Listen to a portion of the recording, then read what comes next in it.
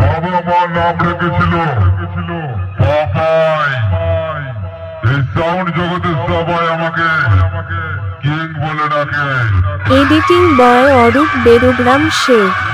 আমি গান শুনতে ভালোবাসি, সাউন্ড বাজানো আমার নেশা।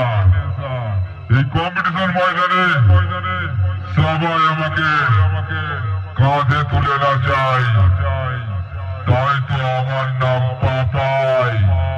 বুঝেছিস পাগলা?